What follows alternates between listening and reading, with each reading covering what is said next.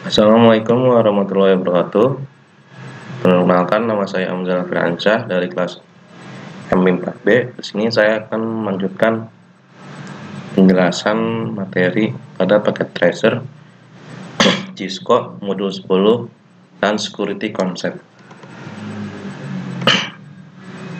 Oke, pada modul ini kita akan membahas beberapa topik seperti endpoint security, access control, layer 2 security threats, MAC address table attack, dan LAN attack. Pada endpoint security ini kita akan menjelaskan bagaimana cara menggunakan endpoint security ke migrate attack. Dan kita akan menjelaskan bagaimana AAA dan 802.1x itu digunakan untuk autentikasi LAN endpoint and device. Terus layer 2 security threats ini mengidentifikasi layer 2 vulnerabilities. Kemudian ada MAC address table attack, itu menjelaskan bagaimana MAC address table attack berkompromi dengan LAN security.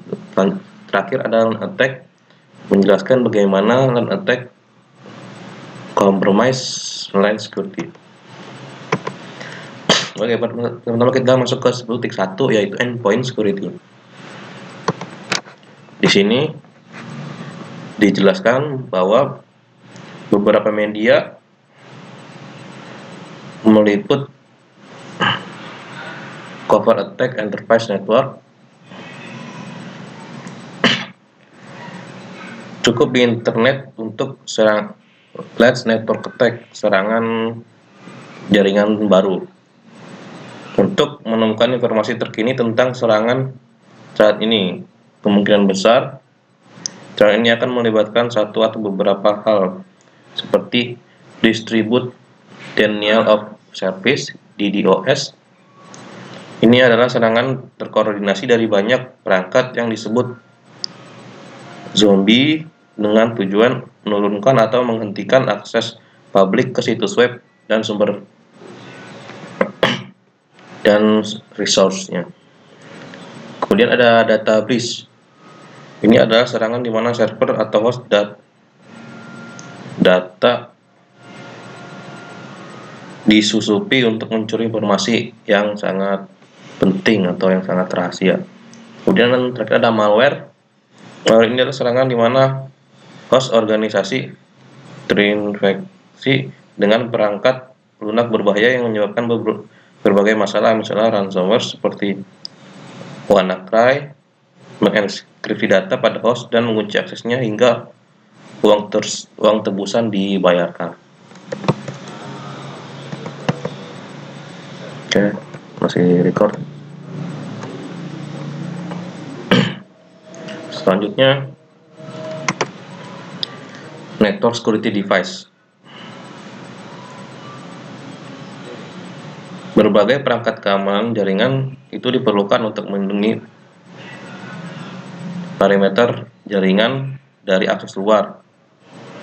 Perangkat ini juga akan mencakup seperti virtual private network (VPN). Itu menyediakan koneksi aman ke pengguna jarak jauh melalui jaringan publik dan ke jaringan perusahaan. Layanan VPN dapat diintegrasikan ke dalam firewall. Kemudian ada next generation firewall. Ini itu menyediakan inspeksi paket stateful, visibilitas, dan kontrol aplikasi. Sistem pencegahan intrusi generasi berikutnya, NGEPS. Perlindungan malware tingkat lanjut, AMP, dan pemfilteran URL. Ada network access control, NAC, termasuk layanan autentikasi, otorisasi, dan akuntansi di perusahaan yang lebih besar. Layanan ini dapat digabungkan ke dalam alat yang dapat mengelola kebijakan akses di berbagai jenis pengguna dan perangkat. Contohnya itu seperti contoh perangkat NAC itu seperti Cisco Identity Service Engine, IEC atau yang disebut IEC.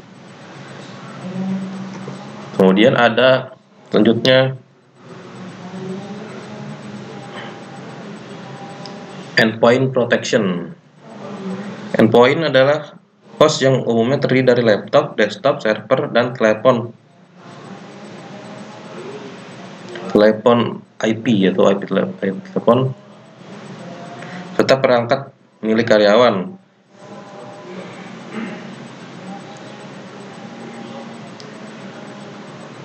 Endpoint juga biasanya itu menggunakan fitur keamanan berbasis host-based security feature seperti antivirus atau anti malware, firewall berbasis host-based. Kemudian ada endpoint saat ini ini paling baik dilindungi oleh kombinasi NAT, perangkat lunak AMP, alat keamanan email ESA, dan alamat keamanan web WSA. Kemudian di sini ada Cisco Email Security Appliance. Ini juga ada beberapa fungsi dari Cisco ACA. Itu untuk memblok ancaman yang tidak diketahui. Ada remediasi terhadap malware yang menghindari deteksi. Selanjutnya ada membuang email pada link yang jelek atau link yang tidak meyakinkan. Kemudian ada blokir akses ke situs yang baru terinfeksi. Kemudian enkripsi konten di email keluar untuk mencegah kehilangan data.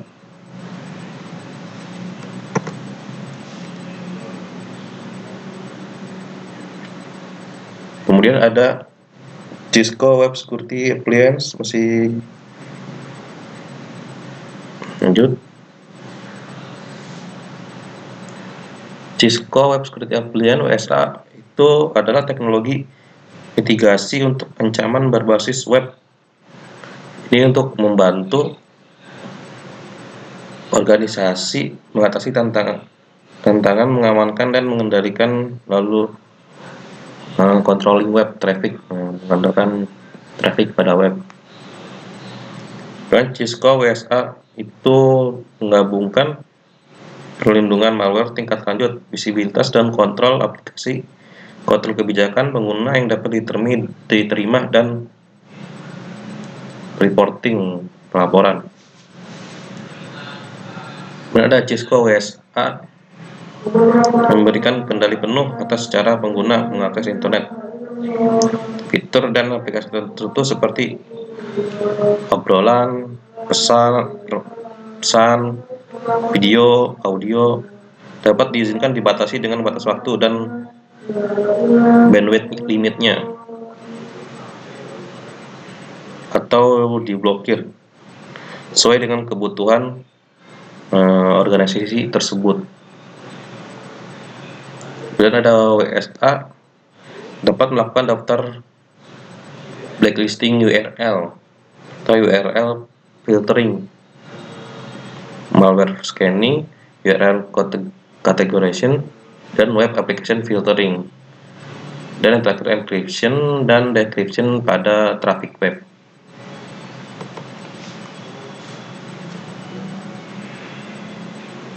Oke, pada 10.2 ini kita akan masuk ke akses kontrol. Pada akses kontrol ini banyak sekali jenis autentikasi yang dapat dilakukan pada perangkat jaringan, dan setiap metode menawarkan berbagai tingkat keamanan. Nah, contohnya SSH. SSH ini adalah bentuk akses jarak jauh yang lebih aman.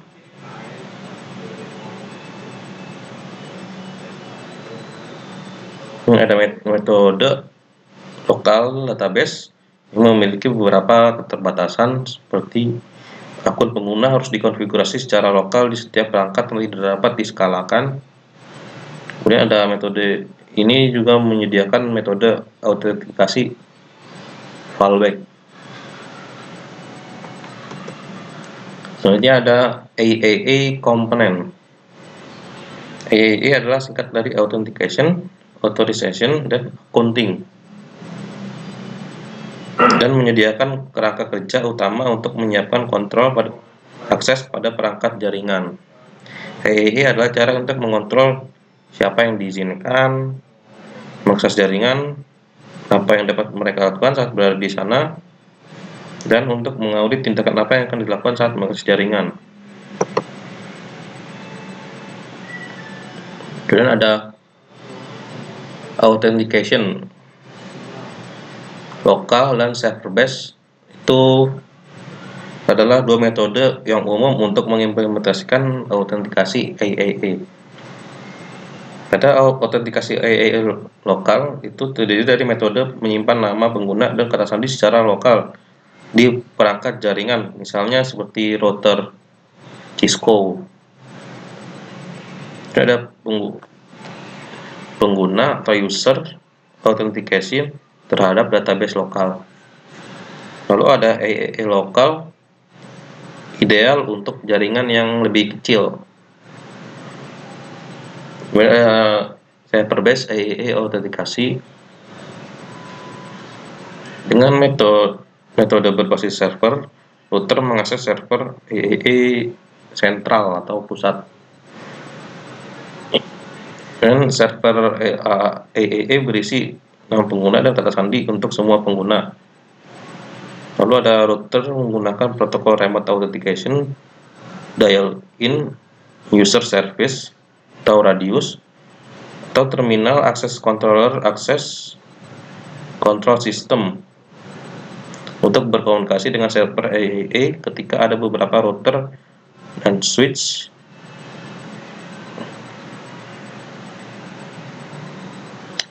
itu berbasis server yang lebih tepat. Ada authorization. Pada authorization ini bersifat otomatis dan tidak mengharuskan pengguna untuk melakukan langkah tambahan setelah autentikasi. Yang kedua, otorisasi itu mengatur apa yang dapat dan tidak dapat dilakukan pengguna di jaringan setelah diautentikasi. Dan ada otorisasi menggunakan sekumpulan atribut yang menjelaskan akses pengguna ke jaringan. Atribut ini digunakan oleh server AAA untuk menentukan hak istimewa dan batas bagi pengguna tersebut.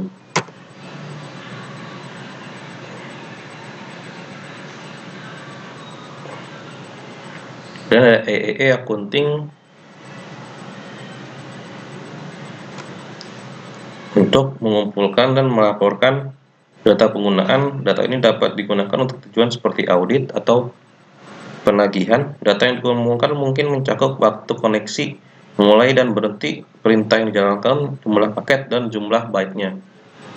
Pengguna utama pada akuntansi accounting adalah menggabungkan dengan autentikasi AAA.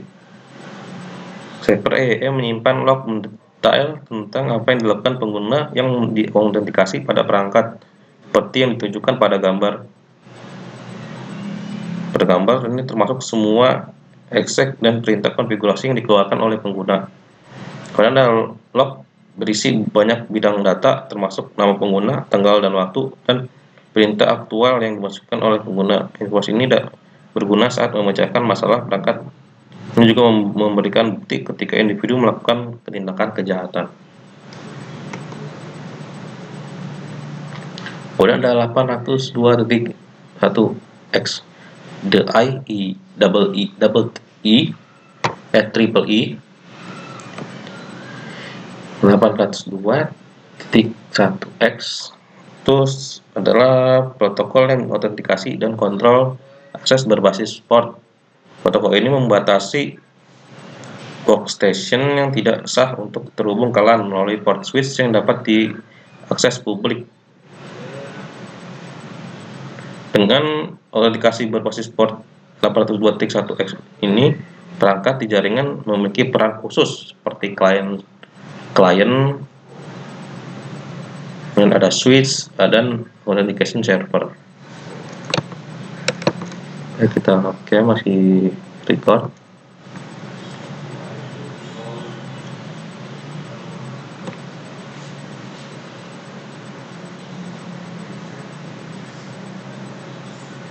Kemudian ini juga ada beberapa contoh gambarnya ya. Supplicant itu membutuhkan akses dan respon request dari switch. Authenticator itu mengkontrol physical access ke network base pada client authentication status.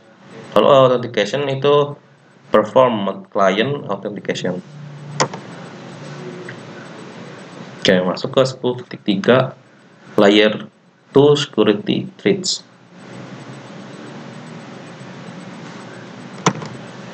Pada bagian layer 2 ini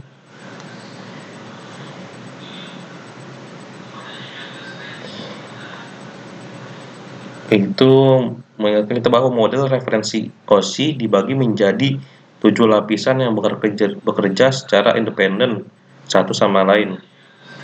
Nah, di gambar samping ini menunjukkan fungsi dari setiap lapisan dan elemen inti yang dapat dimanfaatkan. Seperti ini. Dan network administration itu secara rutin menerapkan solusi keamanan untuk melindungi elemen di layer 3 hingga layer 7. Mereka itu menggunakan perangkat VPN, firewall, dan IPS untuk melindungi elemen ini. Namun jika layer 2 terganggu, maka semua layer di atas juga terpengaruh. Misalnya jika faktor ancaman dengan akses ke jaringan internal menangkap bingkai layer 2, maka semua keamanan yang ditetapkan pada lapisan di atas tidak akan berguna. Selanjutnya, switch attack kategori switch attack. Keamanan ini hanya sekuat tautan terlemah dalam sistem, dan layer 2 dianggap sebagai tautan lemah itu karena LAN secara tradisional berada di bawah kontrol administratif dari satu organisasi, dan juga menjadi lebih rentan terhadap penetrasi. Ini ada tabelnya, ada kategori. Contohnya MAC table attack. Kategori MAC table attack contohnya itu termasuk MAC address flooding attack, terus VLAN attack termasuk VLAN hopping, VLAN double tagging, dan juga attack antara device dan common LAN atau VLAN umum. Kemudian ada DHCP attack, itu termasuk DHCP starvation dan DHCP spoofing attack. Kemudian ada ARP attack, termasuk ARP spoofing dan ARP positioning attack. Kemudian ada address spoofing attack, termasuk MAC address dan IP address spoofing attack. Terakhir ada STP attack, itu termasuk spanning tree protocol manipulation attack. Oke, selanjutnya ada switch attack mitigation technique.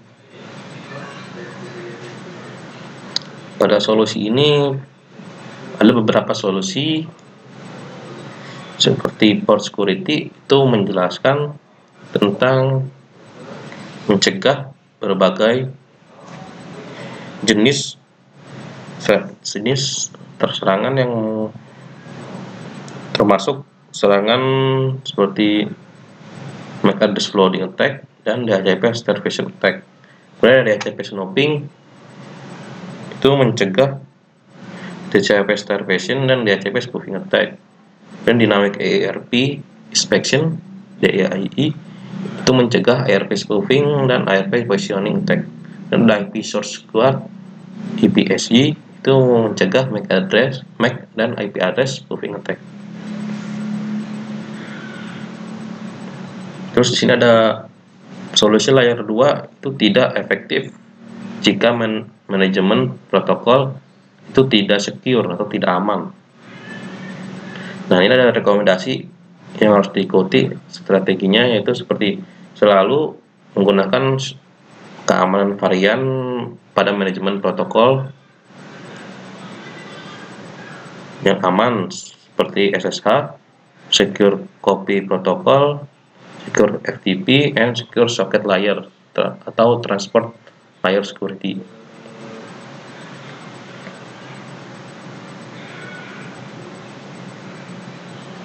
Itu yang consider mempertimbangkan menggunakan jaringan manajemen out of band untuk mengelola perangkat. Lalu kita menggunakan VLAN manajemen khusus di mana hanya ada lalu lintas traffic manajemen, dan menggunakan HCL untuk memfilter akses yang tidak diinginkan. Nah, masuk ke 10.4 MAC address table attack.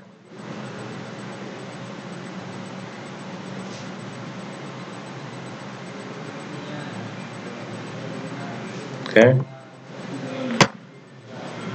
Pada switch operating review ini mengingatkan bahwa untuk membuat keputusan lulusan itu switch LAN layer 2 membuat table berdasarkan alamat MAC atau MAC address sumber dalam frame yang diterima. Ini disebut sebagai MAC address. Tabel MAC address itu disimpan dalam memori yang digunakan untuk mengganti frame secara efisien. Ini contohnya seperti ini.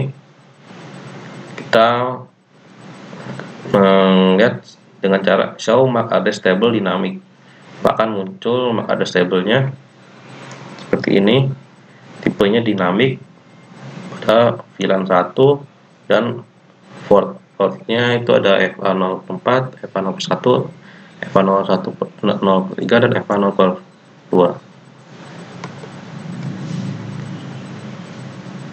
Kemudian ada MAC address table flooding.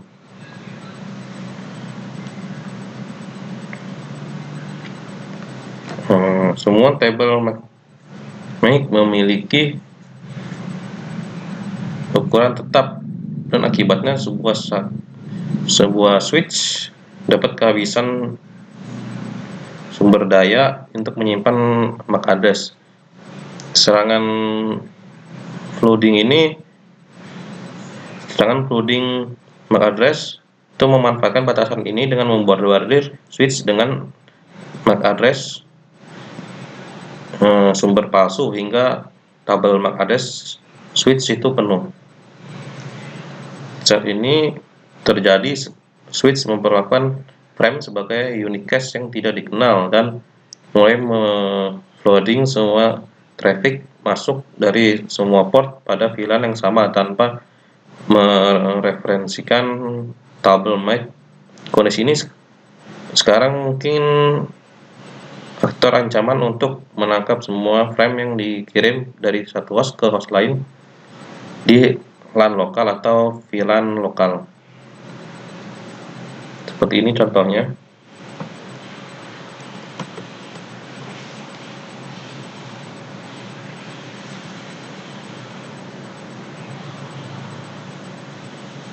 Kemudian ada MAC address table attack mitigation. Bentar, cek masih recording. Oke, masih recording.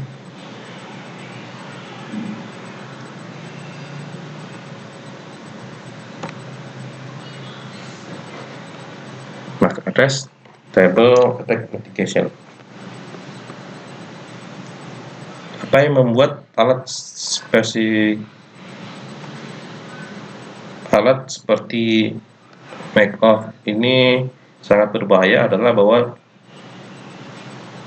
penyerang dapat membuat serangan overflow table MAC dengan sangat cepat. Misalnya switch Catalyst 6500 dapat menyimpan 132.000 MAC address di tabel MAC address-nya.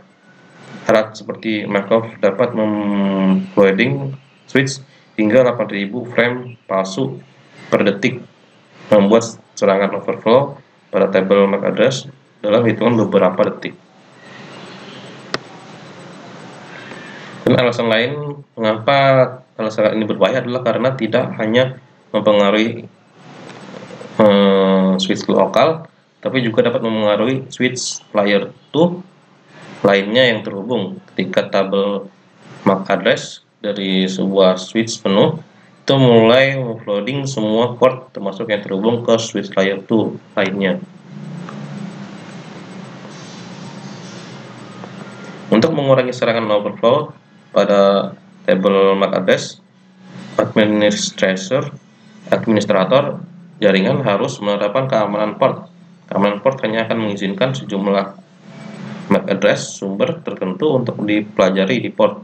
Keamanan pelabuhan akan dibahas di modul lain. Dan 10.5 attack.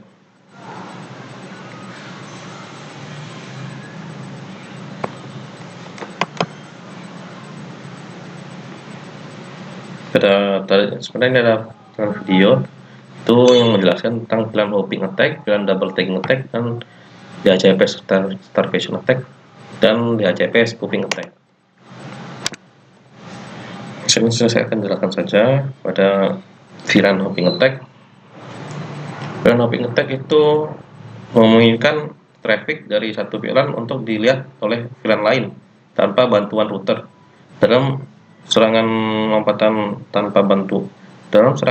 VLAN dasar atau ancaman konfigurasi host untuk bertindak seperti switch untuk memanfaatkan fitur port trunking otomatis yang diaktifkan secara default di bagian besar port saklar atau port switch.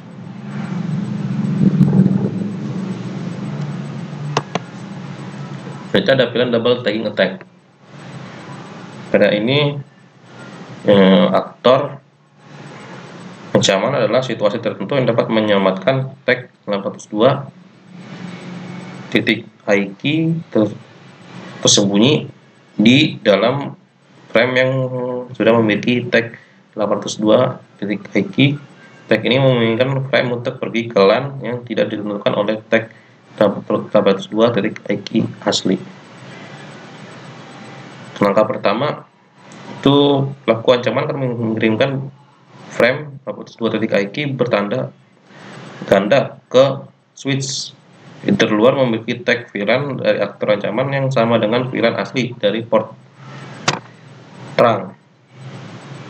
Dan langkah 2, frame tiba di switch pertama yang terlihat pada tag 802.IK 4 byte pertama.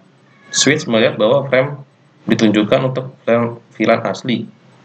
Switch menurunkan paket keluar semua port dari VLAN asli. Pada titik ini tag VLAN sebagian dalam masih utuh dan belum diperiksa oleh switch pertama. Pada step 3, frame tiba di switch kedua yang tidak memiliki pengetahuan bahwa itu seharusnya untuk VLAN asli. Traffic VLAN asli tidak ditandai oleh switch pengirim seperti yang ditentukan dalam spesifikasi 802.1Q. Switch kedua hanya melihat tag 802.1Q bagian dalam disisipkan oleh aktor ancaman dan melihat bahwa frame tersebut ditunjukkan untuk VLAN target. Oke, lanjutannya ini serangan penandaan ganda VLAN bersifat searah dan hanya berfungsi ketika penyerang terhubung ke port yang berada di VLAN yang sama dengan VLAN asli dari port terang. Ada VLAN attack mitigation. Serangan VLAN hopping dan VLAN double tagging dapat dicegah dengan menerapkan panduan keamanan terang seperti yang dibahas di modul sebelumnya. Seperti menonaktifkan trunking di semua port akses, menonaktifkan trunking otomatis pada link terang sehingga terang harus diaktifkan secara manual, dan memastikan VLAN asli hanya dapat digunakan untuk link trunk.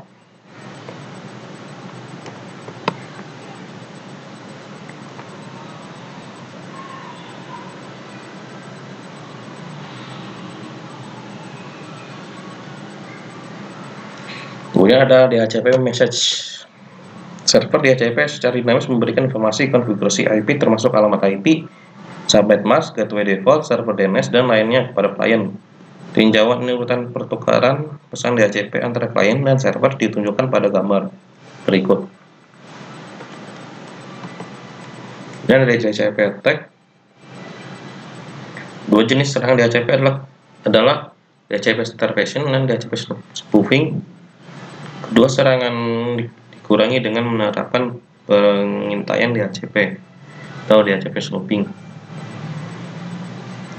DHCP starvation attack, tujuan dari serangan ini adalah untuk membuat DOS untuk menghubungkan klien.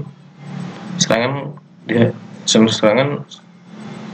DHCP starvation itu membutuhkan alat serangan seperti Gobbler. Gobbler memiliki kemampuan untuk melihat seluruh cakupan alamat IP yang dapat disewa dan mencoba untuk menyewa semuanya. Secara khusus ini membuat pesan penemuan DHCP dengan alamat MAC palsu.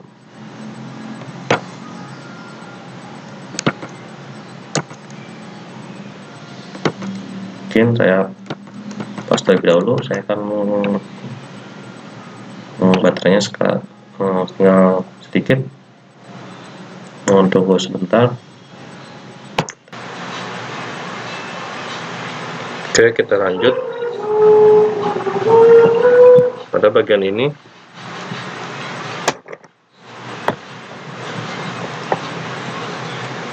Kita masuk ke DHCP spoofing attack tadi. Ini terjadi ketika server DHCP terhubung ke jaringan memberikan parameter konfigurasi IP palsu ke klien yang sah. Server ini dapat memberikan berbagai informasi yang misalkan termasuk seperti urang default gateway, urang DNS server, dan urang IP address.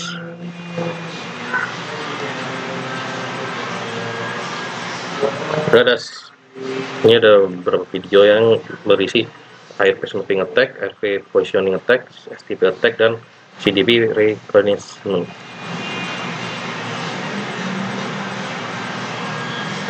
Pada ARP attack ini spoofing alamat IP adalah ketika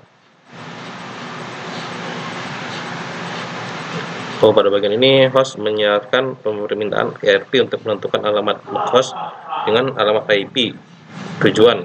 Semua host di subnet menerima dan memproses permintaan ARP, dan host dengan alamat IP yang cocok dalam permintaan ARP mengirimkan balasan ARP.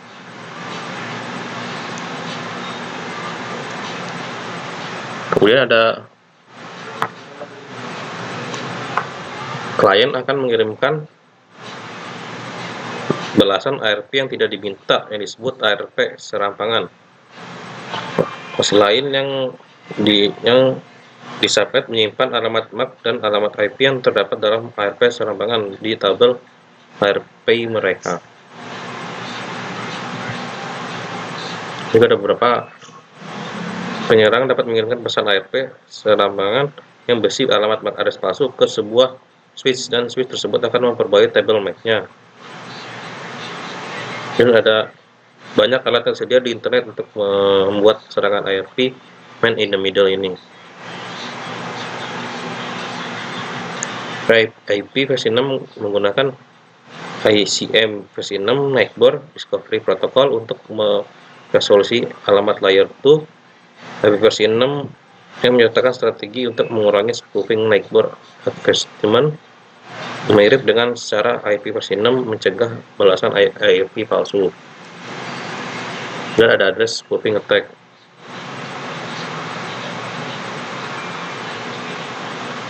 Pada address spoofing attack ini, spoofing IP address adalah ketika aktor ancaman membajak alamat IP yang valid dari perangkat lain di subnet untuk menggunakan alamat IP acak. Serangan spoofing MAC address terjadi ketika pelaku ancaman mengubah alamat MAC host mereka agar cocok dengan alamat MAC lain yang diketahui dari host target. Dan kemudian saat host target mengirim traffic, switch akan memperbaiki kesalahan, menyetel kembali alamat MAC ke port aslinya.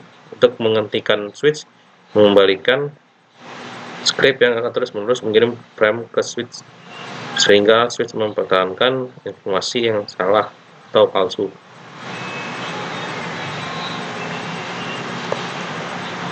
Ada STP attack. Pada penyerangan jaringan dapat memanipulasi spanning tree protocol (STP) untuk melakukan serangan dengan melakukan spoofing root bridge dengan mengubah topologi jaringan. Penyerangan kemudian dapat menangkap semua traffic untuk domain yang dialihkan secara langsung. Untuk melakukan serangan manipulasi STP, host yang menyerang menyiarkan unit data protokol jembatan BPDU STP yang berisi perubahan konfigurasi dan topologi yang akan memaksa perhitungan ulang spanning tree BPDU untuk dikirim oleh penyerang menggunakan prioritas jembatan yang lebih rendah dalam upaya terpilih sebagai jembatan nakal. Sedangkan STP ini dimitigasi dengan mengimplementasikan BPDU guard di semua port akses. Penjaga BPDU dibahas secara lebih rinci pada course tertentu. Dan ada CDP Reconnaissance. Cisco Discovery Protocol (CDP) adalah protokol penemuan link layer 2 berpemilik. Ini diaktifkan di semua perangkat Cisco secara default. Administrator jaringan juga menggunakan CDP untuk membantu mengkonfigurasi dan memecahkan masalah perangkat jaringan. Informasi CDP dikirimkan melalui port yang mengaktifkan CDP dalam siaran berkala, tidak terenkripsi dan tidak diautentikasi. Informasi CDP mencakup alamat IP perangkat, versi perangkat lunak iOS, platform, komponen, dan VLAN asli. Perangkat yang menyediakan pesan CDP memperbarui basis data CDP-nya. Jadi juga untuk mengurai eksploitasi CDP, batas pengguna CDP pada perangkat atau port, misalnya menonaktifkan port CDP pada edge yang terhubung ke perangkat yang tidak terpercaya. Juga ada beberapa caranya mendisable CDP global device dan disable CDP pada port.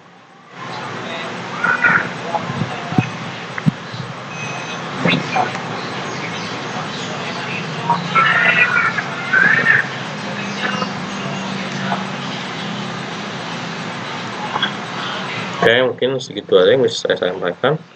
Kurang lebih mohon maaf. Ini mohon maaf. Assalamualaikum warahmatullahi wabarakatuh.